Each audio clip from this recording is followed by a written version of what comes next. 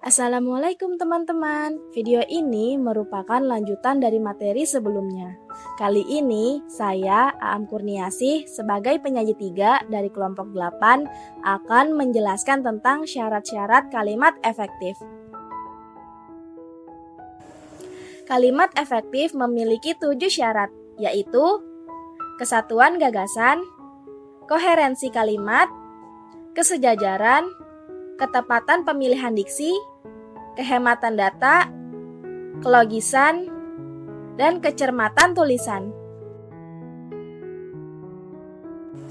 Kesatuan gagasan. Kesatuan gagasan yang dimaksud adalah setiap kalimat, baik itu kalimat tunggal atau kalimat majemuk, harus mengandung satu ide pokok atau satu ide utama saja. Syarat utama kalimat yaitu terdiri seminimalnya satu subjek dan predikat. Kesalahan yang sering ditemukan adalah sebagai berikut. 1. Kalimat tunggal atau majemuk tidak bersubjek.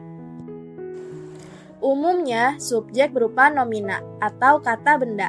Perlu diperhatikan bahwa kata yang diawali dengan kata depan seperti di, ke, dari, bagi, untuk, kepada tidak akan pernah menjadi subjek dalam kalimat efektif karena subjek tidak boleh diawali oleh kata depan.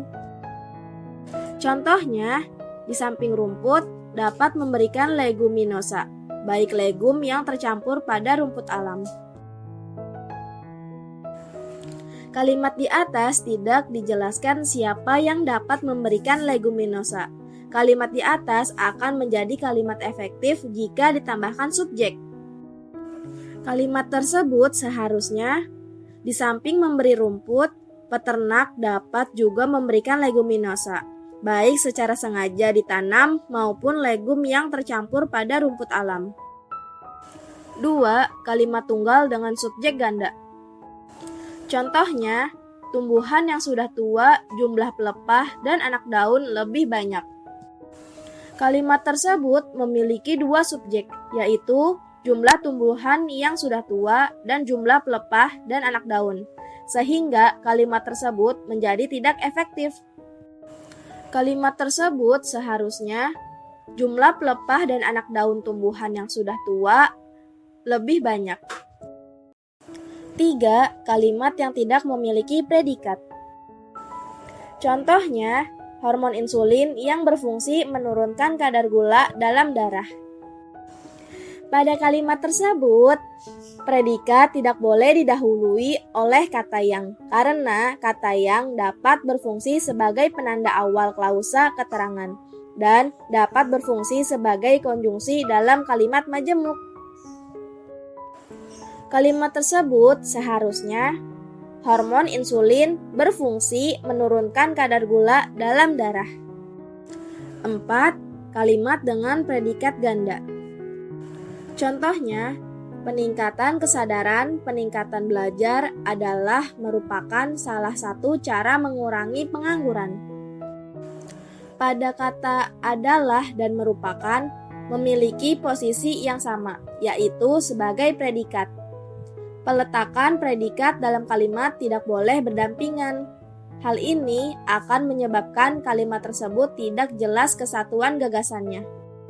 Kalimat tersebut seharusnya peningkatan kesadaran belajar adalah salah satu cara mengurangi pengangguran. 5. Pemakaian kata tugas atau konjungsi tidak tepat. Contohnya, ilmu pengetahuan diarahkan demi untuk memberikan manfaat bagi manusia dan lingkungan. Kata demi dan untuk keduanya termasuk preposisi, jadi tidak boleh digunakan secara berdampingan dalam sebuah kalimat.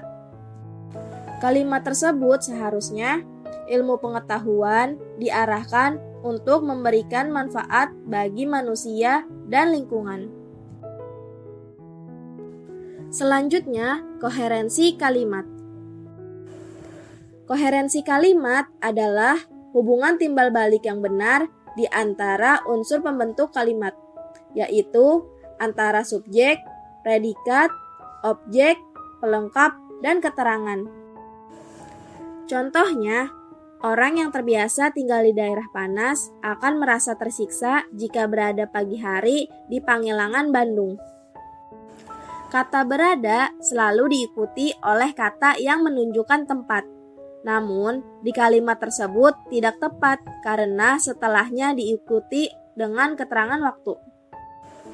Kalimat tersebut seharusnya, orang yang terbiasa tinggal di daerah panas akan merasa tersiksa jika pagi hari berada di Pangelangan, Bandung. Kesejajaran. Kesejajaran adalah terdapatnya unsur-unsur yang sama derajatnya, sama jenis katanya, pola atau susunan kata, dan frasa yang dipakai dalam sebuah kalimat. Misalnya, dalam sebuah rincian, jika unsur pertama menggunakan verba, unsur-unsur rincian lainnya harus menggunakan verba. Contohnya, untuk meningkatkan hasil produksinya, biasanya petani melakukan pemupukan dan menyemprotkan pestisida terhadap hama tanaman. Kata unsur pertama yaitu pemupukan memiliki awalan pe, maka unsur berikutnya harus menggunakan awalan pe sehingga akan memenuhi syarat kesejajaran. Kalimat tersebut seharusnya untuk meningkatkan hasil produksinya, biasanya petani melakukan pemupukan dan penyemprotan pestisida terhadap hama tanaman. Ketepatan pemilihan diksi. Pemilihan kata atau diksi pada dasarnya adalah hasil dari upaya memilih kata tertentu untuk dipakai dalam kalimat, alinea, atau wacana. Kecocokan dan pemilihan kata harus diperhatikan agar informasinya tepat sasaran. Contohnya, tsunami itu datang dengan tiba-tiba, akibatnya puluhan ribu penduduk meninggal. Kalimat tersebut bisa diperbaiki menjadi tsunami itu datang dengan tiba-tiba, akibatnya puluhan ribu penduduk tewas. Syarat-syarat berikutnya akan dijelaskan oleh penyaji 4. Sekian materi dari saya, terima kasih sudah menyimak.